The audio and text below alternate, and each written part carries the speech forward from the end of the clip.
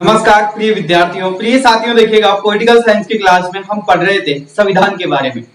संविधान के बारे में पढ़ रहे थे और संविधान के अंदर जो है आज हम एक स्रोतों के ऊपर बात करेंगे कि भारतीय संविधान जब निर्माण किया जा रहा था उस समय भारतीय संविधान पर अनेक टिप्पणियां हुई। जिस प्रकार से हमने चर्चा की है लगातार, उसी प्रकार से देखिएगा आज की टिप्पणी पर हम चर्चा करेंगे। यानी कि आज की क्लास में हम जानेंगे कि सरकार के द्वारा भारतीय संविधान का जब निर्माण किया जा रहा था तो उस समय सरकार ने कहां-कहां से संविधान उठाया हमारा, और जो संविधान निर्माता थे उन पर जो टिप्पणियां जो कसी गई है ना, उनको उन्होंने किस प्रकार से स्वीकार किया, और टिप्पणी करता और आलोचना करता जो व्यक्ति थे उन लोगों की बात भी सही है। इस बात को हम कहां तक सहमत है, इस बात से इस बात का निर्णय आज की क्लास में हम करने वाले हैं। तो देखिएगा, सबसे पहला टॉपिक है आज का आपका संविधान के स्रोत। संविधान के स्रोत एक नजर में, यानी कि छोटा सा संविधान के स्रोत एक नजर के अंदर हम देखेंगे।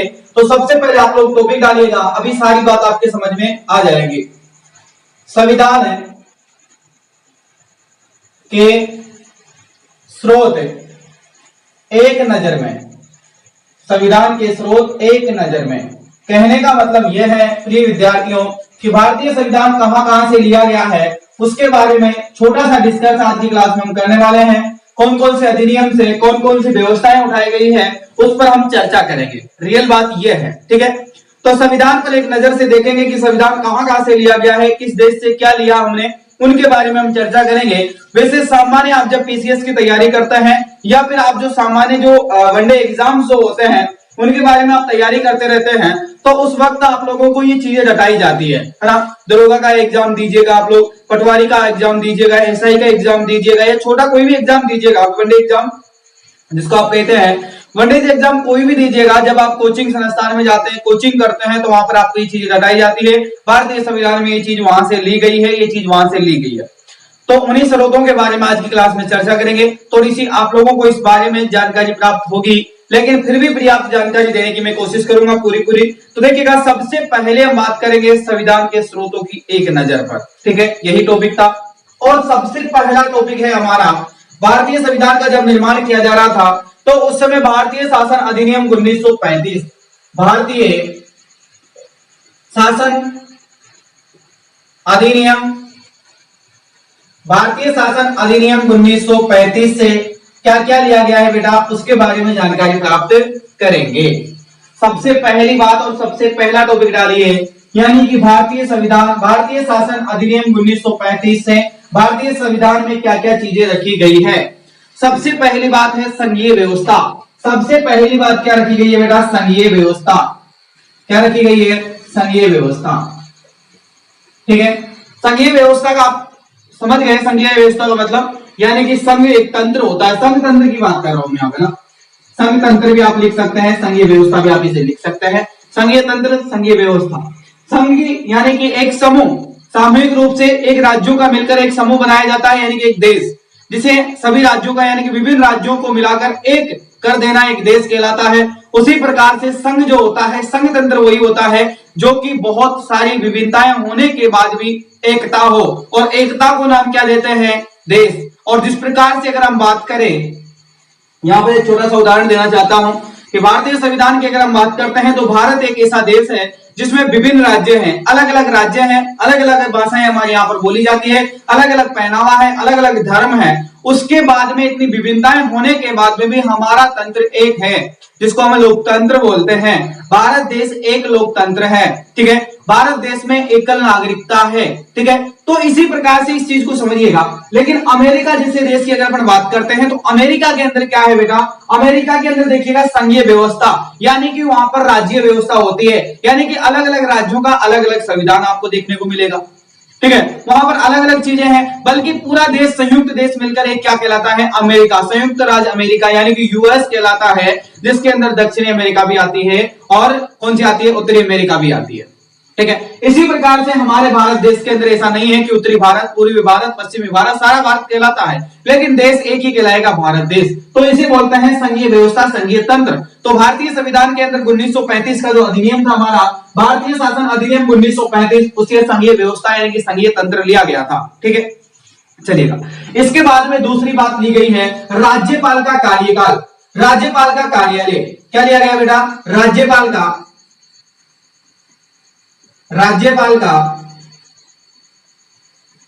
कार्यालय, ठीक है, राज्यपाल का कार्यालय लिया गया है। इसी प्रकार से देखिएगा राज्यपाल किस प्रकार से काम करेगा उसके बारे में चर्चा की गई है। इसी प्रकार से न्यायपालिका, यानी कि न्यायपालिका किसके अनुसार काम करेगी और किस प्रकार से काम करेगी, वह भी हमने कहां से लिया था, 1935 के अधिनियम से लिया गया था। राज्यपाल की कार्यालय और न्यायपालिका, और इसके बाद में हमने अगला टॉपिक लिया लोक सेवा आयोग। लोक सेवा आयोग क्या लिया बेटा हमने, लोक सेवा आयोग। इसलिए कई आलोचनकर्ताओं ने कहा था कि क्या है, भारतीय संविधान जो है किसकी फोटोकॉपी है या फिर किसकी प्रतिलिपि है, यानी कि भारतीय शासन अधिनियम 1935 की कार्बन कॉपी है। आपने देखा कि टिप्पणी मैंने आपको पढ़ाई थी, उस समय आप लोगों को मैंने लिखवाया था कि भारतीय संविधान क्या है, यानी कि भारतीय शासन अधिनियम 1935 की कार्बन कॉपी मानी जाती है। इसी प्रकार से टिप्पणीकर्ता ने एक आलोचना की थी इसके ऊपर। इसके बाद में देखिएगा आपातकालीन उपबंध व प्रशासनिक विवरण। आपातकालीन बेटा एक बात ध्यान रखना, क्योंकि देखिएगा अभी लॉकडाउन चल रहा है, ठीक है, वर्तमान समय में, तो आपातकालीन जो उपबंध होते हैं वो भी किसके माध्यम से और कहां से लिए गए हैं, तो आपातकालीन उपबंध जो लिए गए हैं भारतीय शासन अधिनियम 1935 से लिए गए हैं बेटा, ठीक है। और इसी प्रकार से देखिएगा और साथ ही में क्या लिया गया है, प्रशासनिक विवरण। प्रशासनिक विवरण का उपबंध भी यहां से लिया गया है, यानी कि प्रशासनिक व्यवस्था किस प्रकार की होनी चाहिए हमारे देश की, उसके बारे में भी जानकारी हमें यहां से ही मिलती है। एक बात ध्यान रखना बेटा, यहाँ पर समझो थोड़ा सा, इतिहास की ओर आपका ध्यान ले जाना चाह रहा हूं मैं। एक बार इतिहास के ऊपर और चलते हैं अपन लोग, तो देखिएगा 1919 का समय, 1920 का समय, 1921 का समय, 1922 का समय, 1923 का समय और 1934 तक का समय आप एक बार याद कर लीजिएगा। इतिहास अगर आपने पढ़ा है तो आप एक बार 1919 से लेकर और 1934 तक का समय आप लोग याद करिएगा, इस समय क्या क्या हुआ था अगर आपको पता हो तो। अगर आपने इतिहास पढ़ा है रियल में तो आपको पता होगा 1919 से 1934 के बीच में क्या हुआ था, लेकिन आपने इतिहास नहीं पढ़ा अभी तक, है ना, नहीं पढ़ा ना, क्योंकि मैंने तो पढ़ाया नहीं और आप लोगों ने पढ़ा नहीं होगा। और जब मैं पढ़ाऊंगा तो आपको सारी चीजें समझ में आ जाएगी। उस समय में आपका पॉलिटिकल क्लास की जो ये क्लास आज जो मैं आपको दे रहा हूं, इसका ध्यान, यानी कि उस दिन मैं आपको ये कहूंगा कि मैं आपका ध्यान इतिहास की ओर आकर्षित कर रहा हूं आज, लेकिन उस दिन मैं आपको कहूंगा कि पॉलिटिकल साइंस की क्लास में, पॉलिटिकल साइंस की उस क्लास का ध्यान जो है आप लोगों का आज मैं इस क्लास की ओर आकर्षित कर रहा हूं, इतिहास की ओर। तो इस चीज का विशेष ध्यान रखिएगा, क्योंकि मैं उस दिन आपको सारी डिटेल से समझाऊंगा कि क्या थी उस समय समस्या। तो उस समस्या का निजात पाने के लिए ही 1935 का जो अधिनियम बनाया गया था वो बहुत सोच समझकर बनाया गया था। उसी के अंतर्गत देखिएगा संघीय व्यवस्था यानी कि संघीय तंत्र लाया गया था। इसी के बाद में राज्यपाल का कार्यकाल लाया गया था, न्यायपालिका लागू कर दी गई थी, लोक सेवा आयोग यानी कि सिविल सेवा आ गई थी, आपातकाल का उपबंध, यानी कि अगर इस प्रकार की समस्या हो जाती है, यानी कि अगर भारतवासी जो है भड़क जाते हैं वापस, तो आपातकाल की स्थिति अगर आ जाती है तो पूरी व्यवस्था किसके हाथ में चली जाएगी, किसके साथ में, यानी कि राज्यपाल के कार्यकाल के बारे में बात किया, न्यायपालिका के बारे में बात किया, लोक सेवा आयोग के बारे में बात किया, तो पूरी प्रशासनिक सेवा और प्रशासनिक सेवा का विवरण यानी कि सारी शक्ति किसके हाथ में चली जाएगी, गवर्नर के हाथ में चली जाएगी। तो ध्यान रखिएगा, इन चीजों के बारे में हमने डिटेल से पढ़ा अभी पॉलिटिकल साइंस की क्लास में, इतना सा पढ़ा, लेकिन अब डिटेल से इस क्लास का ताल्लुक कहां से है, इतिहास से है। जब आपको मैं इतिहास पढ़ाऊंगा इस समय का, उस समय का जब मैं इतिहास पढ़ाऊंगा तो आप लोगों का ध्यान उधर आकर्षित करूंगा। तो इस चीज का विशेष ध्यान रखिएगा कि अभी जो क्लास चल रही है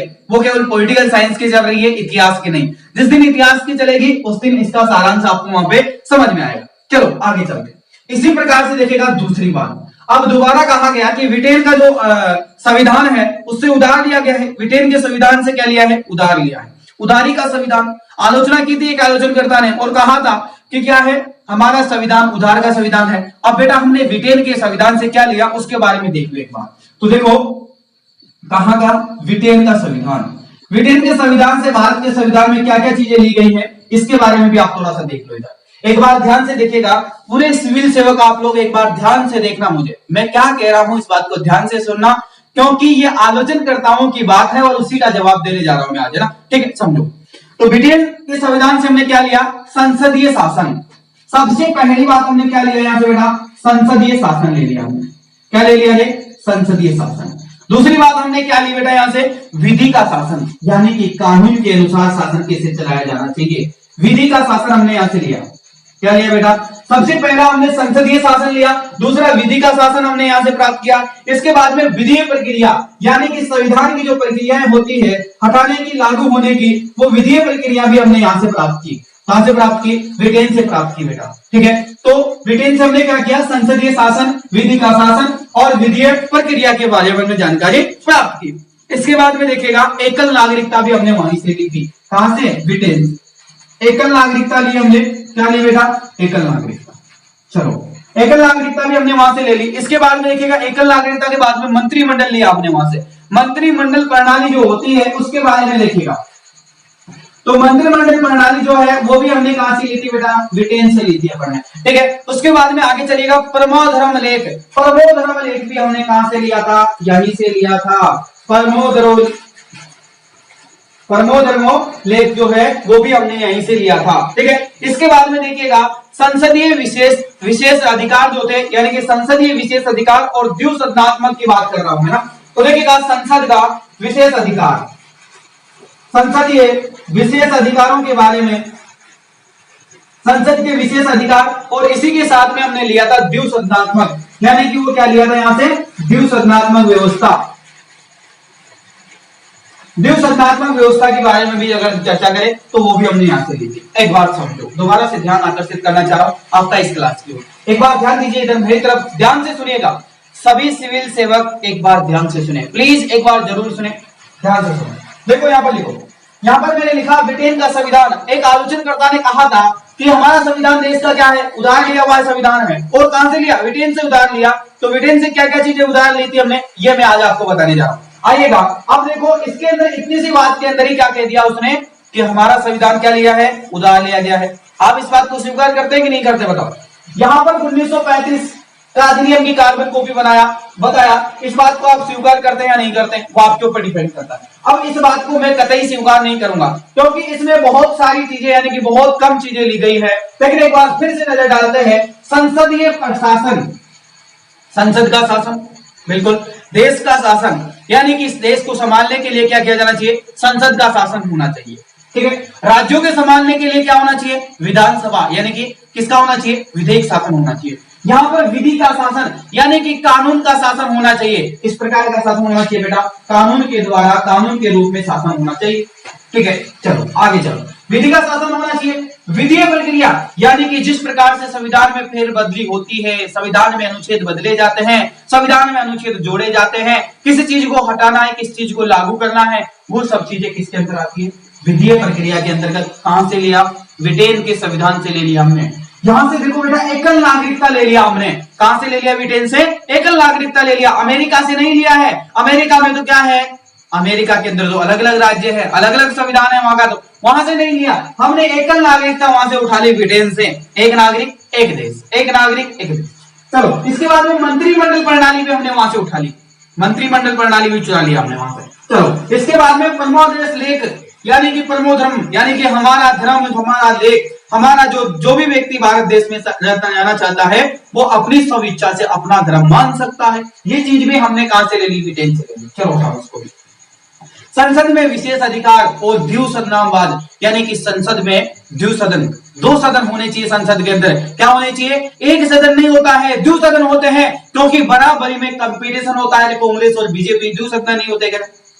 दो सदन, यानी कि क्या होना चाहिए? द्विसदन होना चाहिए। इसी के साथ में संसद का विशेष अधिकार होता है। संसद का विशेष अधिकार क्या होता है? संविधान में फेरबदली कर देना, यानी कि संविधान में कुछ चीजों का संशोधन करना, कोई बिल पारित कर देना, संविधान में कोई चीज लागू कर देना, ये किसी भी राज्य को जोड़ देना, ये सारी चीजें किसके पास में होती है? संसद के पास में। तो संसद के पास में क्या होता है? एक विशेष अधिकार होता है, जो कि किसके पास में नहीं होता है? राष्ट्रपति, राज्यपाल के पास में नहीं होता है। बताइए, भारतीय संविधान के अंतर्गत आगे मैं आपको पढ़ाऊंगा कि ये शक्तियां किन किन के पास में नहीं होती। संसद के पास में वो शक्ति होती है कि भारतीय संविधान में अगर कोई फेरबदली करनी चाहती है तो संसद के माध्यम से हो सकती है, लेकिन राष्ट्रपति और राज्यपाल के द्वारा नहीं हो सकती। किसके द्वारा नहीं हो सकती? राष्ट्रपाल, यानी कि राष्ट्रपति और राज्यपाल के द्वारा ये चीज नहीं हो सकती। लेकिन संसद के पास में एक विशेष शक्ति होती है जिसके द्वारा क्या हो सकता है? भारतीय संविधान में परिवर्तन किया जा सकता है।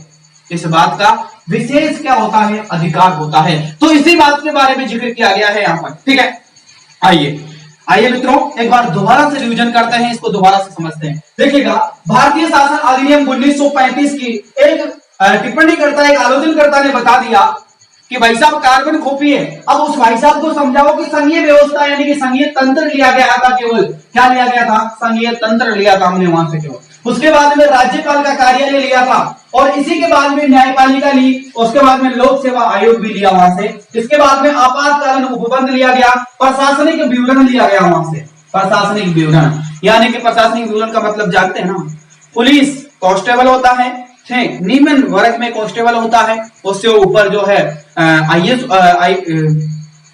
एसआई होता है, उसके ऊपर आपका जो है आईपीएस होता है, उसके ऊपर डीजीपी होता है। इस प्रकार से बात होती है, ठीक है। चलो ये शासन व्यवस्था। ब्रिटेन का संविधान, ब्रिटेन के संविधान से हमने क्या लिया बेटा, संसदीय शासन ले लिया हमने वहां से, विधि का शासन यानी कि कानून का शासन हमने वहां से प्राप्त किया, विधि प्रक्रिया यानी कि किस प्रकार से परिवर्तन किया जाना चाहिए, वो एक संपूर्ण रणनीति होती है। इसके बाद में एकल नागरिकता भी हमने वहां से उठा ली, मंत्रिमंडल प्रणाली लिया, परमाणु देश लेख हमने ले लिया, यानी कि सभी का धर्म क्या होना चाहिए, अलग अलग धर्म मान सकते हो, सभी अपना धर्म मानने के लिए क्या है, समीचक है। संसद के पास में एक विशेष अधिकार होता है, और द्विसदनात्मक संसद व्यवस्था भी लागू की गई है, ये भी हमने ब्रिटेन के संविधान से उठा लिया, ठीक है। चलो आगे चलते हैं। तीसरी बात, अब देखो भाई साहब, संयुक्त राज्य अमेरिका से भी क्या ले लिया, कई लोगों ने कहा संयुक्त राज्य अमेरिका के संविधान की कॉपी कर लिया। अब हमको कौन समझाए कि संयुक्त राज्य अमेरिका का संविधान पहले खुद का संविधान नहीं है उनके पास में। भारतीय संविधान एक ऐसा संविधान निर्मित किया गया है, दुनिया में सबसे बड़ा भारतीय संविधान है, वो भी लिखित रूप में, यहाँ कोई परिवर्तन नहीं होता है, सभी के लिए समान है, नेता के लिए भी समान कानून है, तो राजा के लिए भी समान कानून था, और किसके लिए, एक आम नागरिक के लिए, एक गरीब व्यक्ति के लिए भी वही अनुच्छेद रहेगा, वही एक नेता के लिए रहेगा, वही एक आईपीएस आईएएस के लिए रहेगा। तो आप लोगों की गलत सोच है, क्या सोच रहे हो आप लोग, गलत सोच रहे हो। आप आईपीएस आईएएस बन जाओगे तो कल के दिन आप संविधान को चेंज कर दोगे, नहीं, वही अनुच्छेद रहेगा। अगर हेलमेट लगा के नहीं जाओगे तो वही चालान कटेगा आपका, ध्यान रखना। जिस चीज की अनुपालना करोगे तो वही आपको दंड मिलेगा, ठीक है। तो इस चीज का विशेष ध्यान रखिएगा, क्योंकि आईएएस बन जाओ, आईपीएस बन जाओ, कलेक्टर बन जाओ, किसी का बाप का नहीं लगता है। भारतीय संविधान सबके ऊपर लागू होता है, किसी गरीब आदमी को नहीं। इस चीज का ध्यान रखिएगा। लागू करने वाले आप लोग हैं, अगर आप पालना नहीं करेंगे तो आपके राज्य में, आपके देश में, आपके जिले में कभी भी पालना कर ही नहीं सकते आप लोग। भारतीय संविधान की कभी पालना करवा ही नहीं सकते जब आप ही नहीं कर पाएंगे तो, ठीक है। चलिएगा, अब हम आगे बात कर रहे थे संयुक्त राज्य अमेरिका के संविधान से क्या लिया गया है, उसके बारे में देख लीजिएगा एक बार। संयुक्त राज्य अमेरिका, संयुक्त राज्य अमेरिका, बेटा संयुक्त राज्य अमेरिका से हमने क्या क्या लिया है इसके बारे में एक बार देख लीजिएगा आप लोग। संयुक्त राज्य अमेरिका से हमने जो लिया है बेटा, वो देखो, मूल संविधान। क्या लिया है बेटा, सॉरी, मूल अधिकार। पहला हमने लिया मूल अधिकार। क्या लिया बेटा, मूल अधिकार ले लिया हमने। चलो कोई बात नहीं, ये भी ले लीजिएगा। मूल अधिकार के बाद में हमने लिया न्यायपालिका की स्वतंत्रता। क्या लिया बेटा हमने, न्यायपालिका की स्वतंत्रता। एक बात समझो, न्यायपालिका की क्या लिया हमने यहाँ से, स्वतंत्रता, यानी कि किसी के क्या नहीं है, किसी के बंधन में नहीं बंधी हुई है, भारतीय संविधान के अनुरूप चलेगी। चाहे से कोई भी आए, राष्ट्रपति हो, चाहे से देश का राज्यपाल, राज्य का राज्यपाल हो, चाहे प्रधानमंत्री हो, चाहे विधायक हो, चाहे संसद हो, चाहे गरीब व्यक्ति हो, चाहे अमीर हो, चाहे मजदूर हो, चाहे टीचर हो, चाहे कोई भी हो, XYZ कोई भी हो, भारतीय संविधान के अंदर इस चीज का प्रावधान है कि भारतीय संविधान किसके अनुरूप चलता है, यानी कि न्यायपालिका किसके अनुरूप रहेगी, न्यायपालिका स्वतंत्र है, ये किसी के अनुरूप नहीं चलने वाली। सांसद कहेगा कि मेरे को माफ कर दो, मेरा बेटा है, विधायक कहेगा मेरा पुत्र है, मेरा सपुत्र है, बंद कर, इसको सजा कम कर दो, राष्ट्रपति कहेगा मेरा पुत्र है, मत दो सजा, ऐसा नहीं चलेगा। यहाँ पर ऐसा नहीं चलेगा, न्यायपालिका की स्वतंत्रता है, जिसने अपराध किया है उसको 100 सजा मिलेगी और भुगतना पड़ेगा, चाहे किसी का बेटा हो, एमएलए का हो, एमपी का हो, कलेक्टर का हो, डीजीपी का हो, एसपी का हो, कोई का भी पुत्र क्यों ना हो, यहाँ पर सजा भोगनी पड़ेगी, ठीक है। तो ये कहां पर है, न्यायपालिका की स्वतंत्रता। इससे पहले हमने बात की थी, अभी मैंने एक बात लिखवाई थी कि भारतीय शासन अधिनियम 1935 से हमने न्यायपालिका उठाई थी, लेकिन न्यायपालिका की स्वतंत्रता कहां से उठाई थी, ये संयुक्त राज्य अमेरिका से। यहीं से सवाल बन जाएगा, ये बेटा यहीं से क्वेश्चन बन जाएगा, ध्यान रखना। 1935 अधिनियम के भरोसे मत रह जाना, क्योंकि भारतीय संविधान 1935 का जो अनुच्छेद था, सॉरी, भारतीय शासन अधिनियम 1935 में जो हमने रखा था वो न्यायपालिका रखा था, केवल जाकर न्यायपालिका रखा था, लेकिन न्यायपालिका की स्वतंत्रता जो हमने ली थी वो संयुक्त राज्य अमेरिका के संविधान से ली थी रे। कहां से ली थी, संयुक्त राज्य अमेरिका के संविधान से हमने ली थी। विशेष ध्यान रखना इस बात का, कल के दिन सवाल गलत करके आओगे आप जिम्मेदार रहोगे, मैं नहीं। ठीक है, चलो आगे चलते हैं। मूल अधिकार हमने यहां से उठा लिए, चलो आगे चलो। इसके बाद में देखिएगा न्यायपालिका का पुनर्विलोकन का सिद्धांत। न्यायपालिका के अंदर पुनर्विलोकन का सिद्धांत क्या लिया रे? न्यायपालिका के अंदर पुनर्विलोकन का सिद्धांत, पुनर्विलोकन का सिद्धांत, पुनर्विलोकन का सिद्धांत बेटा। अरे समझो इस बात को, क्या है ये? देखो न्यायपालिका का पुनर्विलोकन का सिद्धांत क्या है? न्यायपालिका को पुनः विचार करने वाली बातें हैं। कहने का मतलब यह है कि देखो, अगर आपका न्याय, आपने किसी व्यक्ति का अपराध कर दिया, कोई भी व्यक्ति विधायक आपके घर पर आकर किसी की मारपीट कर दिया, आपकी गाड़ी ठोक दी, जिले के अंदर उसकी चलती थी, उसने जिले के अंदर कोर्ट में शांत कर दिया आपको, उसने राज्य में गया, राज्य में भी उसकी सरकार थी, उसने चुप कर दिया आपको, लेकिन राज्य के बाद में आप कहां चले गए? दिल्ली चले गए, और दिल्ली में उसका बाप नहीं लगता है। दिल्ली विधायक हो, चाहे एमएलए हो, चाहे एमपी हो, चाहे राष्ट्रपति हो, चाहे राज्यपाल हो, चाहे कलेक्टर हो, किसी की नहीं चलती है।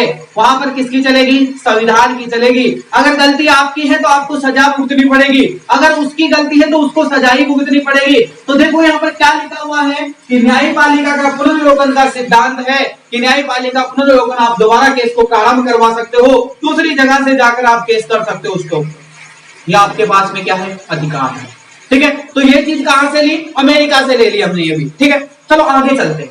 इसके बाद में देखिएगा उपराष्ट्रपति का पद भी ले लिया, यानी कि राष्ट्रपति अगर उपस्थित नहीं रहता है तो मान लो राष्ट्रपति कहीं पर भ्रमण पर चला गया प्रधानमंत्री की तरह, 1 महीने की छुट्टी ले ली, तो उपराष्ट्रपति का क्या होगा? काम होगा। तो उपराष्ट्रपति का क्या ले लिया हमने? पद ले लिया, यानी कि उसका काम कौन देखेगा?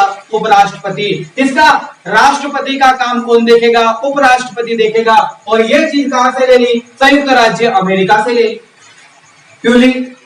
क्योंकि राष्ट्रपति चाहे तो घूमने जा सकता है, किसी भी समय घूमने जा सकता है, विदेश किसी भी मामले से जा सकता है, कोई भी परेशानी आ सकती है। ठीक है, तो इस प्रकार से उपराष्ट्रपति का पद होना जरूरी था, तो उपराष्ट्रपति का पद भी हमने अमेरिका से ले लिया, इसी की कमी थी। चलो आगे चलो।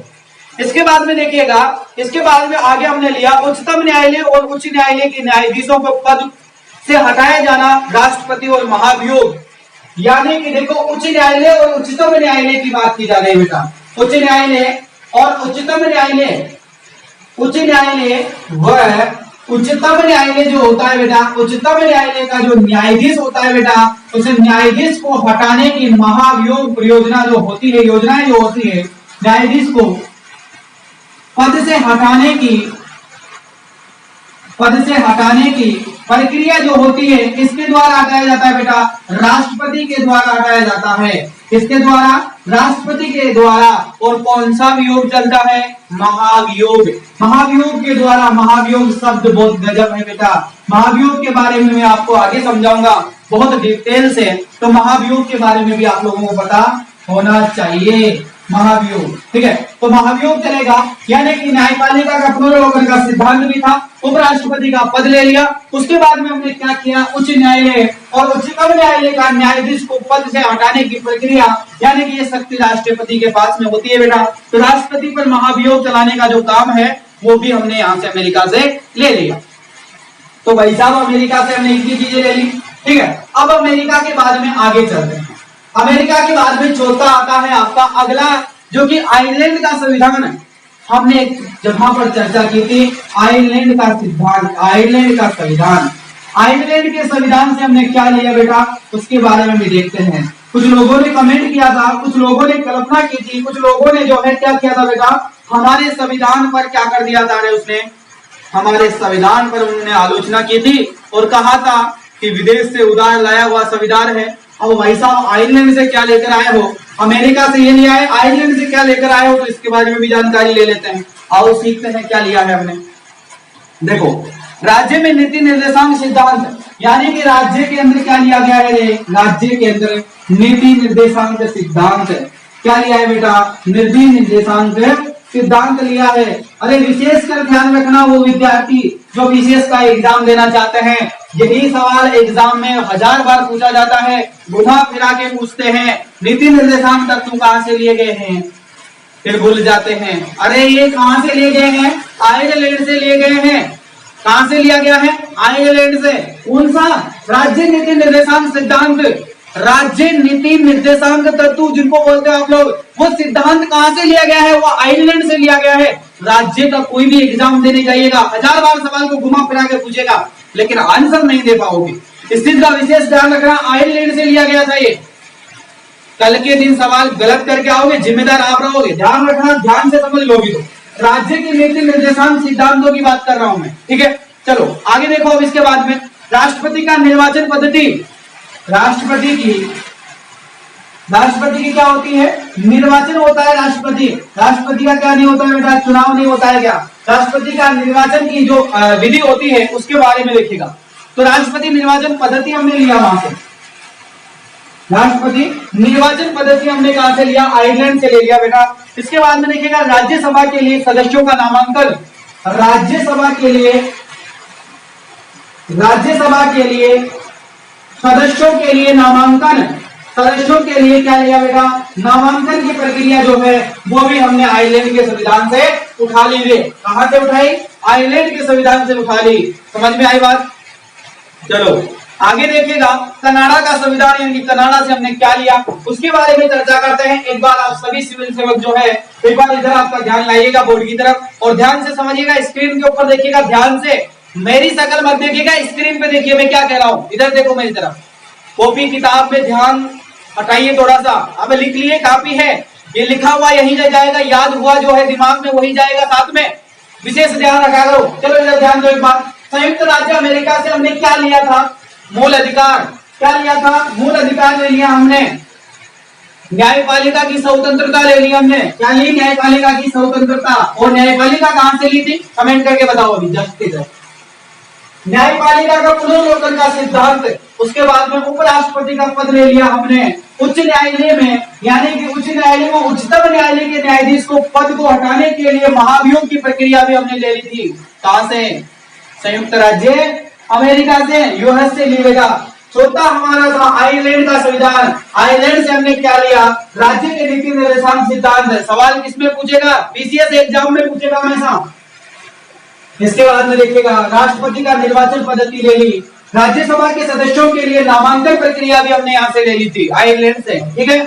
चलो आयरलैंड के बाद में पांचवा अब तक कनाडा का संविधान से हमने भी बहुत सारी चीजें ली बेटा। कहां से ली है? कनाडा का संविधान। कहां का संविधान? कनाडा का। तो कनाडा के संविधान से हमने क्या क्या लिया है? आइए एक बार जानकारी प्राप्त करते हैं। देखिएगा बेटा, कनाडा के संविधान से हमने ले लिया कि सख्त केंद्र के साथ में संघीय व्यवस्था, सशक्त, किसकी बात कर रहा हूं? सशक्त केंद्र के साथ में, सशक्त केंद्र के साथ में शासन व्यवस्था। क्या होती है बेटा? शासन व्यवस्था। सशक्त केंद्र के साथ में शासन व्यवस्था। सशक्त केंद्र के साथ में कौन सी व्यवस्था? शासन व्यवस्था। वो भी कौन सी? संघीय व्यवस्था। तो शासन व्यवस्था यानी कि साथ में, शासन व्यवस्था के साथ में कौन सी व्यवस्था? यानी कि संघीय व्यवस्था। किसकी बात कर रहे हैं अपन? संघीय व्यवस्था। ऐसा नहीं है, देखो सशक्त केंद्र को साथ में संघीय व्यवस्था की बात की गई है। और संघीय व्यवस्था का मतलब क्या समझ रहे हो आप लोग? इधर देखो एक बार ध्यान से। चलो एक बार लिख लेते हैं, उसके बाद में समझाता हूं आपको ना। इसके बाद में देखिएगा, आगे लिखिएगा, अवस्थित शक्ति के लिए केंद्र निहित होना। अवस्थित शक्ति यानी कि सबसे इंपॉर्टेंट जो शक्ति होती है वो किसके पास में होनी चाहिए? केंद्र के पास में होनी चाहिए। तो अवस्थित शक्ति का केंद्र में निहित, यानी कि अवस्थित शक्ति। अवस्थित शक्ति कहने का मतलब केंद्र में निहित। केंद्र में निहित का मतलब समझ रहे हो ना? केंद्र में निहित यानी कि पूरा मेन पावर जो होता है वो केंद्र के सरकार के पास में होना चाहिए। इसके बाद में देखिएगा अगली चीज हमने ली, केंद्र द्वारा राज्य के राज्यपाल की नियुक्ति वो उच्चतम न्यायालय के प्रमाण से न्यायालय का निर्णय ना। देखो राज्यपाल की नियुक्ति, राज्यपालों की नियुक्ति कैसे करेंगे बेटा? देखिएगा नियुक्ति उच्चतम न्यायालय का प्रमाण, उच्चतम न्यायालय की सलाह लेंगे। किसकी ले लें? उच्चतम न्यायालय की क्या लेंगे बेटा? परामर्श लेंगे, यानी कि अनुमति लेंगे, उनसे सलाह लेंगे, यानी कि परामर्श। न्याय प्रणाली यहां से ली थी बेटा हमने, ठीक है। चलो अब समझो, लिख लिया आप लोगों ने, एक बार दोबारा लिख लीजिएगा। सशक्त केंद्र के साथ में संघीय व्यवस्था, अवस्थित शक्ति केंद्र में निहित, राज्यपाल की नियुक्ति, उच्चतम न्यायालय की परामर्श, न्याय प्रणाली। चलो एक बार समझो, आइए बेटा इसको ध्यान से समझना एक बार।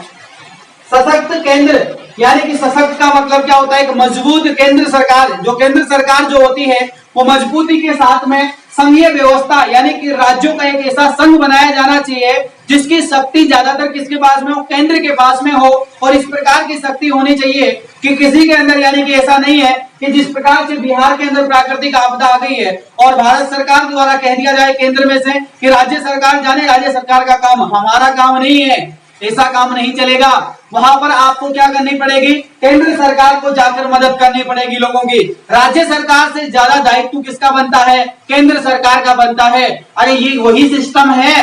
आपके ऊपर दायित्व सबसे ज्यादा माता पिता का बनता है, भाई बहन का नहीं। बड़े भाई बहन को मतलब नहीं है इतना जितना माता पिताओं का है। यानी कि केंद्र राज्यों का पिता होता है और पिता को अगर इस चीज की चिंता नहीं होगी तो भाई को किसी चिंता होगी भाई? यानी कि राज्य एक दूसरे राज्यों की सहयोग ना करे वो तो चलेगा, लेकिन अगर केंद्र यानी कि मान लीजिए आपका भाई आपका सहयोग ना करे, आपका बड़ा भाई आपका सहयोग नहीं करे तो वो चलेगा, लेकिन आपके पिता और माता भी आपका अगर सहयोग नहीं करेगा तो वो नहीं चलेगा भाई, क्योंकि उसी ने जन्म दिया है। अगर वही ऐसा करेंगे तो फिर आप क्या कर पाएंगे? तो यहाँ पर यही बात है कि सशक्त केंद्र के साथ में यानी कि सशक्त मजबूती से केंद्र में रहो, यानी कि माता पिताओं के साथ में रहे तो क्या हो सकता है? संघीय व्यवस्था बनाए रखे, यानी कि परिवार कहलाएगा। तब तक मजबूती से दोनों भाई जुड़कर माता पिताओं के साथ में रहेंगे तो एक सशक्त परिवार कहलाएगा। क्या कहलाएगा? परिवार कहलाएगा। और जिस दिन आप टूट जाओगे उस दिन एकल परिवार कहलाएगा।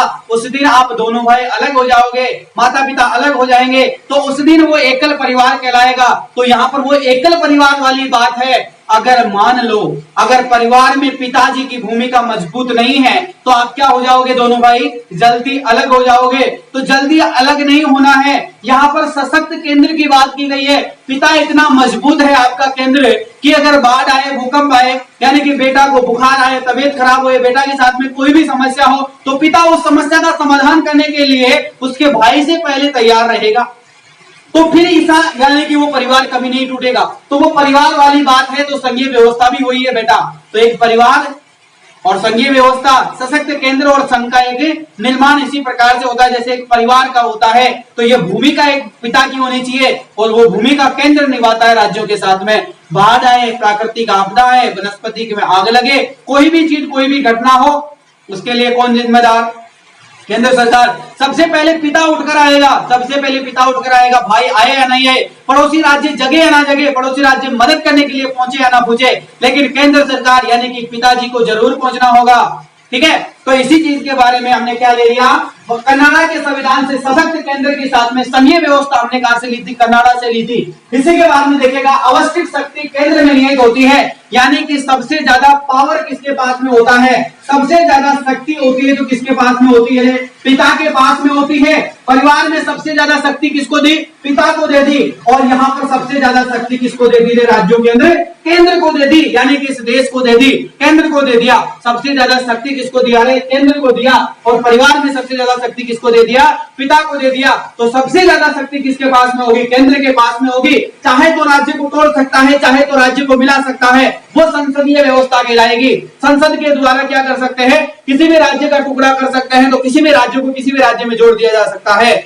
लेकिन ये भूमिका किसकी रहेगी?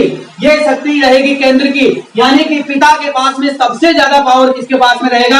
पिता के पास में रहेगा। ना भाई के पास में रहेगा, ना बहन के पास में रहेगा। सबसे ज्यादा शक्ति किसके पास में? पिता के पास में रहेगी परिवार में। ठीक है। तो समझ में आए कि अवस्थित शक्ति केंद्र में निहित होती है, सबसे ज्यादा शक्ति केंद्र के अंदर होती है। समझ में आई ये बात? इसके बाद में राज्यपालों की नियुक्ति के लिए उच्चतम न्यायालय, यानी कि बिना पिताजी की अनुमति के भाई की सगाई नहीं कर सकते आप लोग। क्या नहीं कर सकते? पिता की अनुमति के बिना भाई की सगाई नहीं कर सकते। तो भाई की सगाई नहीं कर सकते कहने का मतलब क्या है? यानी कि राज्यपाल की नियुक्ति करना या उच्चतम न्यायालय, यानी कि राज्यपाल की नियुक्ति आप किस प्रकार से नहीं कर सकते? बिना उच्चतम न्यायालय के परामर्श से, यानी कि उसकी अनुमति ले सकते हैं, उससे राय ले सकते हैं। यह आपके कहां से लिया? संविधान में कनाडा से ले लिया हमने। क्या ले लिया? भाई की सगाई करने कहां जाओगे? बिना पिताजी से पूछे भाई की सगाई मत कर देना, टूट जाएगा रिश्ता। तो यही बात यहाँ पर है, यानी कि बिना उच्चतम न्यायालय को पूछे हुए राज्यपाल की नियुक्ति मत कर देना। राष्ट्रपति महोदय ध्यान रखिएगा इस बात का, ठीक है। चलिएगा आगे चलते हैं बेटा। तो ये चीज आपके समझ में आई। इसके बाद में देखिएगा, यानी कि अगले टॉपिक पर बात करते हैं। तो अगला आपका जो है अगला आपका है ऑस्ट्रेलिया का संविधान। ऑस्ट्रेलिया के संविधान से हमने क्या क्या चीजें ली है, तो एक बार उनके बारे में भी देख लेते हैं। ऑस्ट्रेलिया से क्या लिया बेटा हमने, उसके बारे में भी एक बार जानकारी प्राप्त कर लेते हैं। आइए लिखिएगा, छठा टॉपिक है आपका ऑस्ट्रेलिया। ऑस्ट्रेलिया का संविधान, कहाँ का संविधान बेटा, ऑस्ट्रेलिया का संविधान। ऑस्ट्रेलिया के संविधान से आपने क्या लिया है, संविधान निर्माताओं ने, उनके बारे में थोड़ी सी जानकारी प्राप्त कर लेते हैं। आइए ऑस्ट्रेलिया के संविधान के बारे में जानते हैं। सबसे पहली बात, सीमावर्ती सूची। क्या लिया हमने, सीमावर्ती सूची लिया। क्या लिया बेटा, समवर्ती सूची लिया। सबसे पहले हमने क्या लिया, समवर्ती सूची ले लिया यहां से। इसके बाद में व्यापार ले लिया, ऑस्ट्रेलिया से हमने व्यापार सीख लिया। वाणिज्य, व्यापार लिया, वाणिज्य ले लिया। और इसके बाद में क्या लिया, वाणिज्य और समगमन की स्वतंत्रता, समगमन की स्वतंत्रता, समगमन की स्वतंत्रता और संसद के दोनों सदनों की संयुक्त बैठक, और संसद की दोनों सदनों की बैठक, संसद के दोनों सदनों की बैठक। आइए एक बार समझते हैं इस बात को। बैठक, ऑस्ट्रेलिया के संविधान से केवल हमने इतनी सी चीजें ली बेटा। क्या क्या लिया, सीमावर्ती यानी कि समवर्तीय सीमा सूची हमने ली थी यहां से। इसके बाद में व्यापार यानी कि ट्रेड, व्यापार आप लोग करते हैं ना, तो व्यापार भी हमने कहां से लिया था, ऑस्ट्रेलिया से। वाणिज्य विभाग यानी कि किसी भी चीज के बारे में क्या करना, जानकारी प्राप्त करना। कौन सी मिल में, कौन सी फैक्ट्री में किस चीज का उत्पाद हो रहा है, उसका क्या लेना, मेनू लेना। ये किसकी जिम्मेदारी, सरकार की जिम्मेदारी। कहीं सरसों के तेल में सोयाबीन का ऑयल मिलाकर तो नहीं दिया जा रहा, इस चीज के बारे में जानकारी कौन लेगा, वाणिज्य विभाग। चलो, संगमन की स्वतंत्रता यानी कि सभी जगहों पर क्या कर सकते हो, घूम सकते हो। सभी जगहों पर घूमने की अनुमति है भारत देश में। आप कहीं भी घूमो बिना पासपोर्ट वीजा कहीं भी घूम सकते हो भारत में, ठीक है। इसके बाद में संसद के दोनों सदनों की बैठक एक साथ कर सकते हो, इसमें भी कोई दोहराई वाली बात नहीं है। ये भी ऑस्ट्रेलिया ने हमें दे दिया, चलो ठीक है। अब ऑस्ट्रेलिया से ये ले लिया। अब इसके बाद में जर्मनी से हमने क्या लिया, उसके बारे में चर्चा करेंगे। एक बार कनाडा का रिवीजन करते हैं। कनाडा के संविधान से सशक्त केंद्र के साथ में संघीय व्यवस्था हमने ली थी। अवस्थिति शक्ति केंद्र में निहित होती है। पिताजी के पास में परिवार में सबसे ज्यादा पावर होता है। राज्यपाल की नियुक्ति करने के लिए उच्चतम न्यायालय की परामर्श लेना जरूरी होता है। ऑस्ट्रेलिया के संविधान से क्या ले लिया है आपने, समवर्तीय सूचियां ले ली, व्यापार ले लिया, वाणिज्य ले लिया आपने। इसके बाद में सहगमनता स्वतंत्रता यानी कि सभी जगहों पर आप घूम सकते हो। संसद के दोनों सदनों की बैठक भारत में आपने कहां से ले ली थी, ऑस्ट्रेलिया से ले ली। कहां से ली, ऑस्ट्रेलिया से ले ली। बोर तो नहीं हो रहे हो ना, अब बोर हो या मत हो बेटा, कोई फर्क नहीं पड़ने वाला मेरे, क्योंकि आप लोगों ने काफी परेशान कर लिया है। अब आप पढ़ना नहीं चाहते थे ना, अब पता चलेगा पढ़ना क्या होता है। परेशान हो या मत हो, 1 घंटे से पहले नहीं छोड़ूंगा। जब भी क्लास में बैठोगे 1 घंटे से पहले नहीं छोड़ूंगा, और क्लास पूरी लेनी पड़ेगी, ये भी गारंटी के साथ है। अगर लास्ट में कोड कमेंट नहीं करे तो शाम को ही फोन कर दूंगा, ध्यान रखना, ये भी मेरी जिम्मेदारी है। किसी का फ्री में पैसा नहीं लेता, मैं पसीने बहा रहा हूं आपके लिए, पैसा लेता हूं इसलिए, लेकिन पैसे भी तो नहीं देते हो ना आप सर भैया।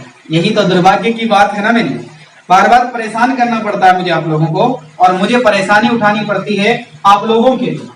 बाहर गजब तरीके से बारिश हो रही है, जैसे मैं अंदर बारिश के पानी से नहा रहा हूं, वैसे ही बाहर बारिश हो रही है, लेकिन फिर भी आपकी क्लास जारी है, ये समझो आप लोग। इसके बाद में देखो सामने, यानी कि इधर देखो ध्यान से, हो गई बात। अब देखो जर्मनी, यानी कि जर्मनी से हमने क्या लिया, जर्मनी का वाइमर संविधान होता है बेटा। जर्मनी के संविधान को क्या कहा गया है, जर्मनी का वाइमर संविधान। जर्मनी के वाइमर संविधान से क्या क्या ले लिया है भारत के संविधान निर्माताओं ने? आइए एक बार जानकारी प्राप्त कर लेते हैं।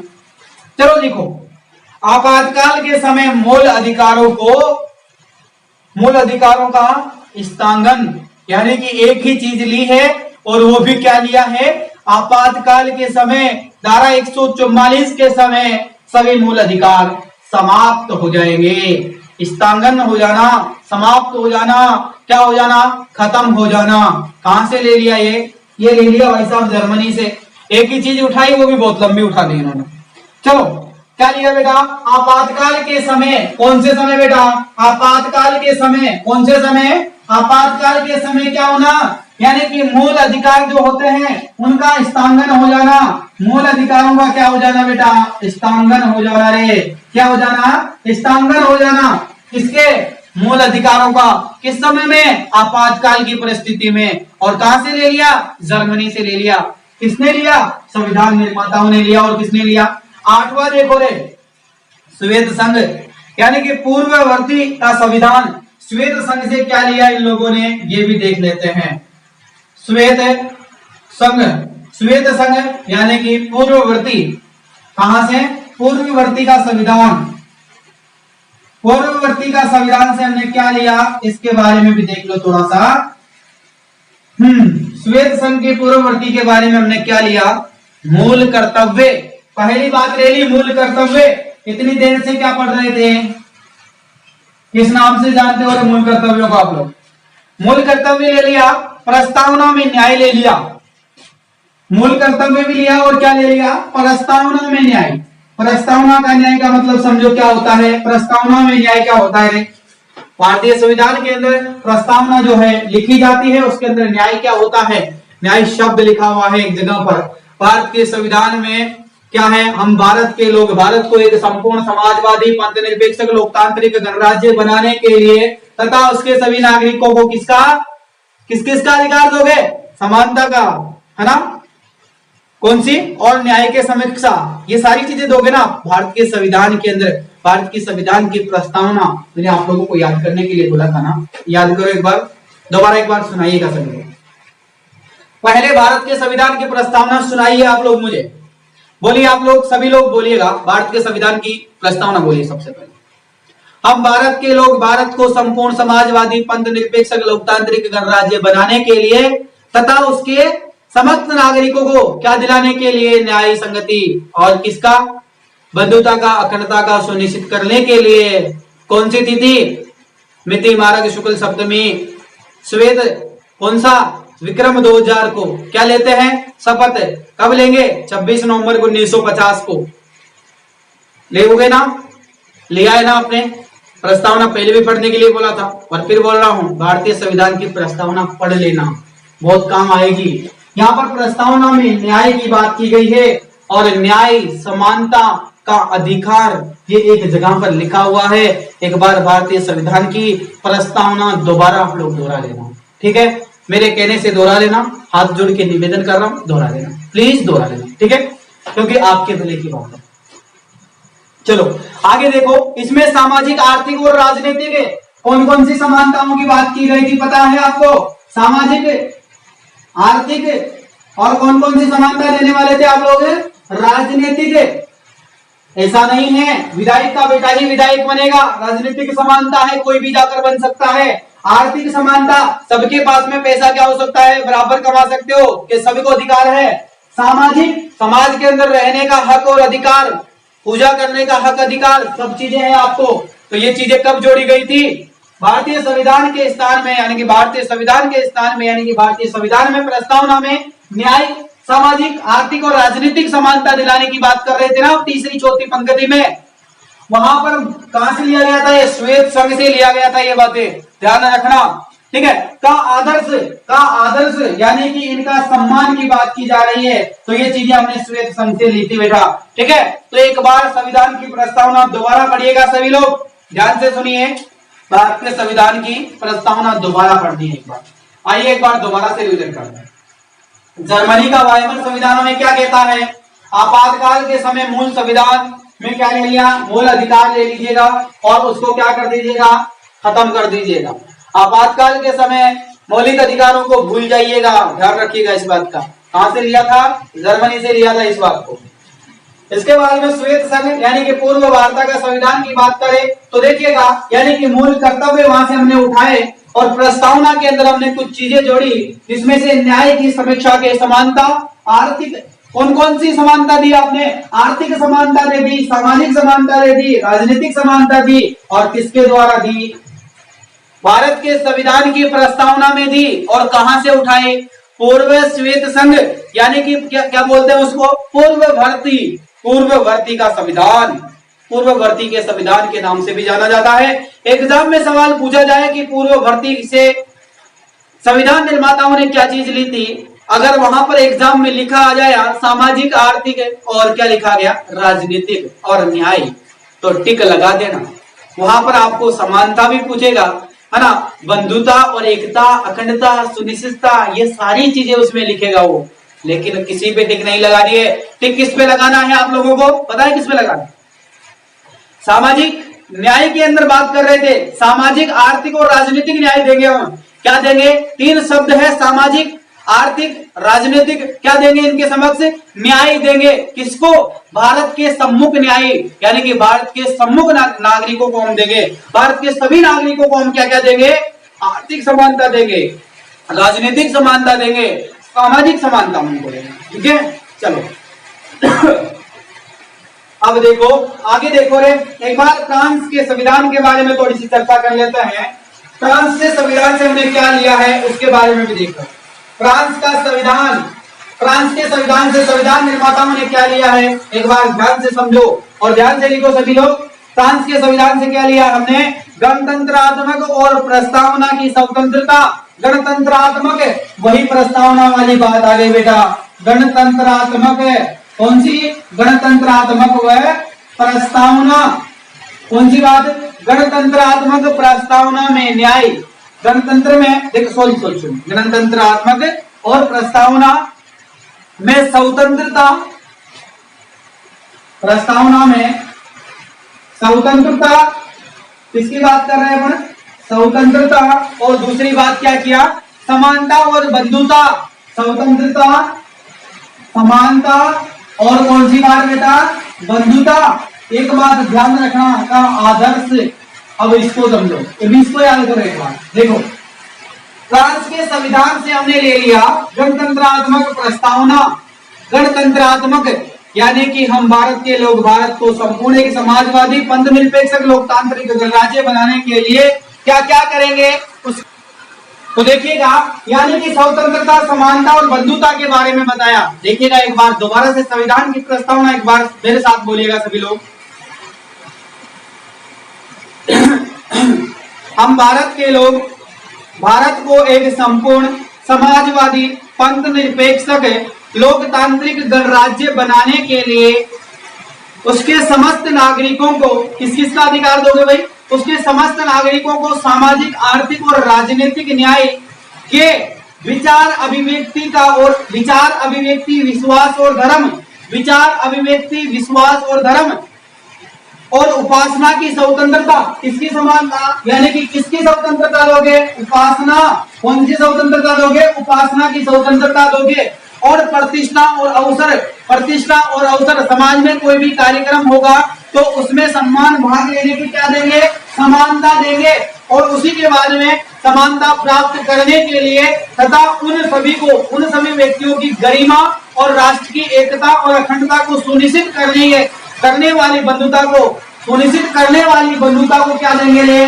बढ़ावा देंगे। क्या देंगे? बढ़ावा देंगे बेटा। क्या देंगे? बढ़ावा देंगे। और किसके लिए? किस दिन देंगे? दृढ़ संकल्प होकर हम क्या करते हैं? इस बात को स्वीकार करते हैं। संविधान सभा में आज तारीख 26 नवंबर 1949 को मिति मार्ग शुक्ल सप्तमी 2000 विक्रम संवत ना 2006 विक्रम संवत को एतद्दित संविधान के अंतर्गत यानी कि अधिनियमित और आत्म समर्पित करते हैं। इसको भारतीय संविधान को, तो इस चीज को समझो। यानी कि हमने पहले बात किया था, कहां से बात की थी हमने? यानी कि पहले हमने लिया श्वेत संघ से हमने ले लिया था सामाजिक, आर्थिक और राजनीतिक। ये बात बेटा संविधान की प्रस्तावना की तीसरी लाइन पर लिखी हुई है। सामाजिक, आर्थिक और किसकी, राजनीतिक न्याय के क्या देंगे, सम्मुक्त यानी कि सभी को समानता देंगे। इसके बाद में स्वतंत्रता, समानता और बंधुता यानी कि क्रम वाइज से आपको मिलेगी, नीचे लिखी हुई, ठीक है। तो देखिएगा स्वतंत्रता और समानता आपको दोनों शब्द जो है बीच में मिल जाएंगे और ये बंधुता वाला लास्ट में आपको मिल जाएगा और ये सब लेकर आप संविधान की शपथ लेते हैं। तो ये चीजें भारतीय संविधान के अंदर प्राण से ली गई थी बेटा। कौन कौन सा, स्वतंत्रता, समानता और बंधुता। एक बात विशेष ध्यान रखना, फिर मैं आप लोगों से हाथ जोड़ के निवेदन कर रहा हूँ, भारतीय संविधान की प्रस्तावना याद कर लेना।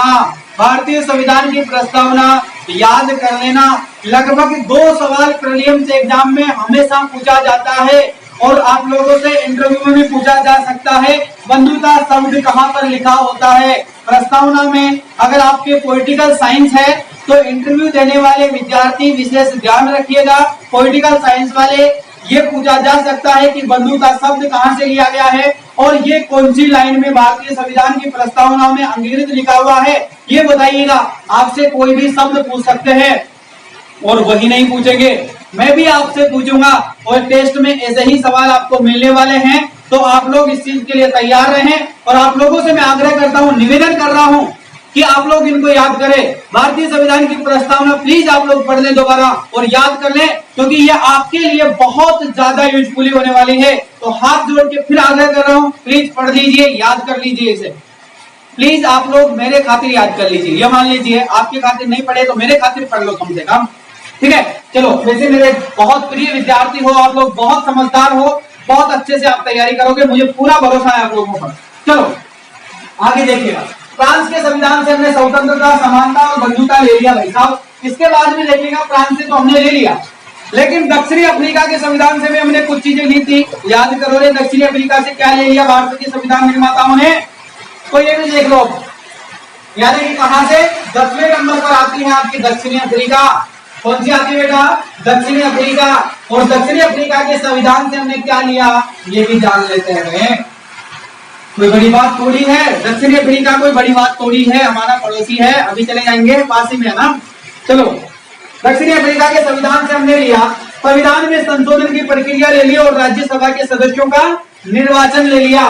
संविधान में क्या ले लिया बेटा, संविधान में संशोधन, क्या ले लिया रे, संविधान में संशोधन ले लिया और संविधान में संशोधन ले लिया और इसी के साथ में क्या किया, संविधान में संशोधन और राज्यसभा के सदस्यों का निर्वाचन, राज्यसभा के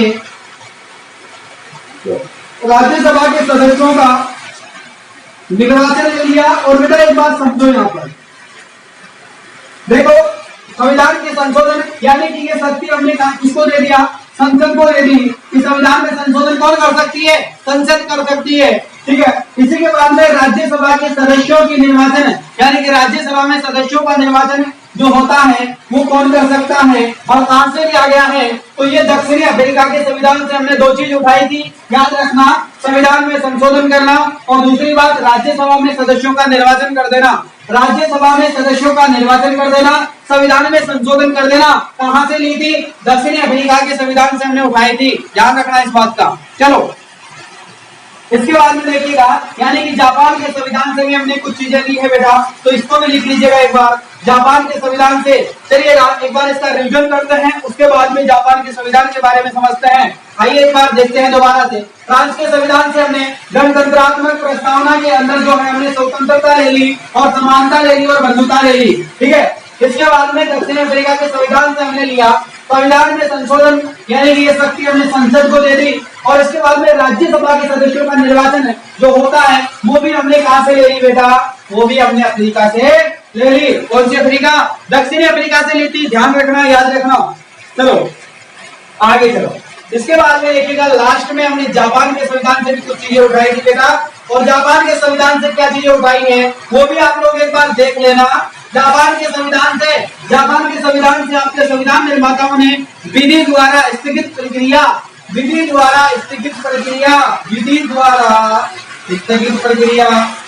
फौजी प्रक्रिया, स्थगित प्रक्रिया, कहने का मतलब क्या कहना चाह रहा है, यानी कि कानून के द्वारा स्थगित प्रक्रिया, कानून के द्वारा किसी चीज का तबादला कर देना, कानून के द्वारा किसी भी चीज को हटा देना, कानून के द्वारा किसी भी चीज को लागू कर देना। कहां से ले लिया? जापान के संविधान से उठा लिया हमने। ठीक है, तो हमारे संविधान निर्माता क्या थे? बहुत महान लोग थे, क्योंकि हमारा देश का संविधान एक ऐसा संविधान बनाया गया विश्व में कि सभी देशों से हमने संविधान ले लिया। क्या ले लिया? सभी से उधार ले लिया संविधान। देना कुछ नहीं है, पूरा धन लूट के ले गए विदेश के लोग। देना क्या था उनको? संविधान तो कम से कम ले सकते हैं आप लोग। तो भारत के संविधान निर्माताओं ने क्या कहा कि सब कुछ ले गए आप लोग, कम से कम हमें संविधान तो देके जाओ। तो उनसे संविधान तो लिया, यानी कि उन लोगों के पास में धन गया, हमारी दौलत गई, उन्होंने अय्यासी की हमारे धन और दौलत से, लेकिन आज हम अय्यासी कर रहे हैं उनके संविधान से। ये भी एक बड़ी सौभाग्य की बात है हम लोगों की। उनकी पीढ़ी आज उन पैसों से मजे नहीं ले रही होगी, क्योंकि वो पैसे वहीं खत्म हो गए। पैसा है, धन है, जितना धन आदमी के पास में होता है, व्यक्ति के पास में होता है, उतना ही ज्यादा खपत होती है धन की। ये चीज सब जानते हैं, है ना। जितना ज्यादा पैसा होगा इंसान के पास, उतनी ज्यादा खपत, उतनी ज्यादा खर्चा, उतनी ज्यादा अय्यासी। तो वो तो वहीं खत्म हो गया। लेकिन हमने दुनिया से क्या चीज ली है ये हम ही जानते हैं, क्योंकि आज भारतीय संविधान विश्व में एक ऐसा लिखित संविधान, एक ऐसा लिखित दस्तावेज है जो दुनिया ने आज तक किसी देश ने नहीं बनाया। और किसने बना दिया? भारत देश ने बना दिया। सारे धन दौलत सब खो दिया हमने, हमारी विरासत में सब चीजें बढ़ी थी, लेकिन हमने क्या नहीं खोया? हमारा संविधान। उन लोगों से हमने संविधान सीख लिया, और आज हम संविधान से क्या कर रहे हैं? पूरी दुनिया देख रही है कि भारत के अंदर हो क्या रहा है, बड़ी निगाहों से देखती है, हमें बड़ी उम्मीद से देखता है। अमेरिका जैसे देश आज भारत के कैसे पास में लगे हैं, पता है? अरे चीन आगे निकल जाएगा अगर भारत चीन का सहयोग कर देगा तो। भारत पागल है ही सही, अमेरिका के कहने पे चलेगा। अमेरिका के पास में जाता है मदद के लिए, हाथ हिला देता है, अभी है ही नहीं, कहां से देंगे?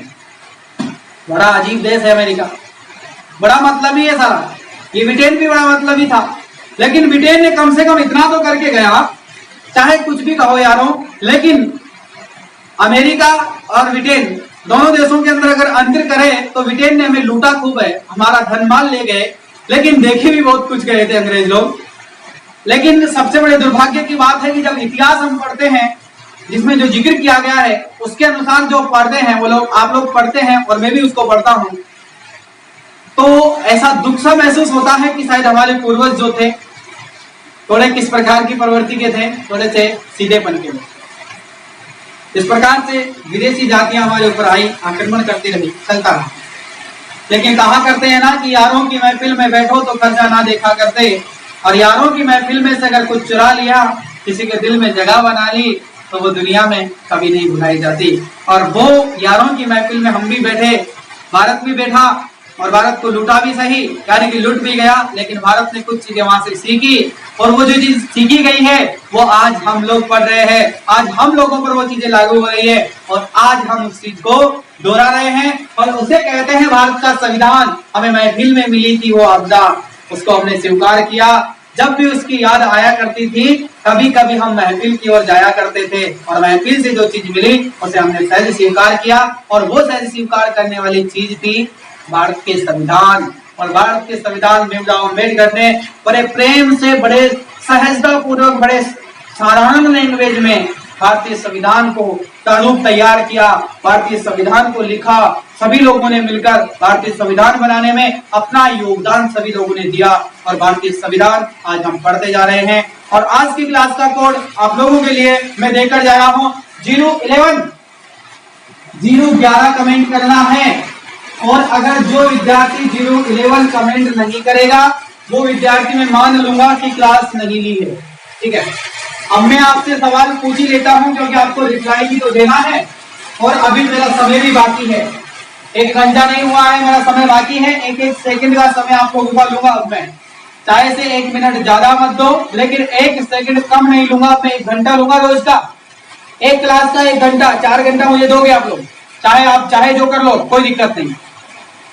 मैं आपसे सवाल पूछ के जा रहा हूं, और संविधान में ये पूछ रहा हूं, यानी कि सामाजिक, आर्थिक और राजनीतिक और न्याय, भारत के संविधान की किस प्रस्तावना के किस पंक्ति में लिखा हुआ है? भारतीय संविधान की प्रस्तावना में कौन कौन सी बातें? सामाजिक, आर्थिक और कौन सी? राजनीतिक। सामाजिक, आर्थिक, राजनीतिक, न्याय। भारतीय संविधान की प्रस्तावना में किस पंक्ति पर यह बात लिखी हुई है? आप लोग कमेंट करके बताएंगे, ठीक है। ऑप्शन आप लोगों को अभी नहीं दूंगा, ऑप्शन आपको टेस्ट में दूंगा, लेकिन आप लोग इसमें कमेंट करके बताएंगे। दूसरी बात यह है कि आपकी एक शब्द है भारतीय संविधान की प्रस्तावना में, बंधुता। और ये बंधुता जो शब्द है ये कहां से लिया गया है? पहली बात तो ये बतानी है आपको कहां से लिया गया है, और दूसरी बात ये बतानी है कि भारतीय संविधान की कौन सी पंक्ति के अंदर है, लास्ट में से अंतिम में से कौन सी पंक्ति पर आता है। एग्जाम में सवाल अंतिम से पूछा जा रहा है, शुरू प्रथम से नहीं। इस गलती मत कर देना, मैं अंतिम पूछ रहा हूँ लास्ट में, यानी कि लास्ट की कौन सी पंक्ति में लिखा हुआ है कमेंट करके बताना है आप लोगों को, ठीक है। इसी प्रकार से मैं एक सवाल फिर यहां से उठाऊंगा जिसके अंदर विश्वास और धर्म की बात की गई है। भारतीय संविधान में किस पंक्ति पर वर्णन किया गया है? विश्वास व धर्म। और आंसर ऐसे वैसे नहीं देंगे, आंसर साथ में बराबर में विश्वास और धर्म लिखेंगे, उसके बाद में पंक्ति की संख्या लिखेंगे, इस प्रकार से सामाजिक, आर्थिक, राजनीतिक, न्याय लिखेंगे, उसके बाद में पंक्ति की संख्या लिखेंगे और कहां से लिया गया है ये लिखोगे। बंधुता शब्द के बारे में, पंक्ति के अंतिम में कौन सी पंक्ति है इसके बारे में डिटेल से बताओगे। क्लास का कोड 011 है। और आज की क्लास आप लोगों को कैसे लगी सभी विद्यार्थी कमेंट करके बताइएगा जरूर। और दूसरी बात, आप सभी लोगों के साथ में, आपके प्रिय साथियों के साथ में, आपके सहयोगी साथियों के साथ में, और यूपीएससी की तैयारी करने वाले विद्यार्थियों के साथ में, और आपके छोटे भाई बहन जो 11th 12th और 12वीं पास कर चुके हैं, ग्रेजुएशन में प्रवेश कर चुके हैं, उन तक पहुंचाएं और शेयर करें, लाइक करिएगा। और सब्सक्राइब करने के लिए मैं नहीं कहूंगा, आप लोगों की इच्छा हो तो कर लेना, नहीं तो कोई दिक्कत नहीं है।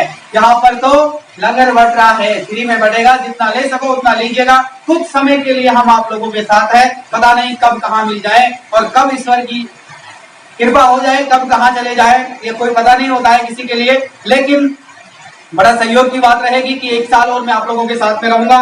तब तक के लिए आप सभी से अनुमति ले लूंगा और फिर अगली क्लास में आप लोगों को फिर मिलूंगा। तब तक के लिए धन्यवाद। और आप सभी को जो प्यार और जो प्रेम दे रहे हो उसके लिए बहुत बहुत धन्यवाद आपका, और बहुत बहुत आभार दिल से। और उसके लिए अगली क्लास में मिलेंगे, जिसके लिए जय हिंद और जय भारत। सभी IAS अधिकारी हो। थैंक यू, शुक्रिया।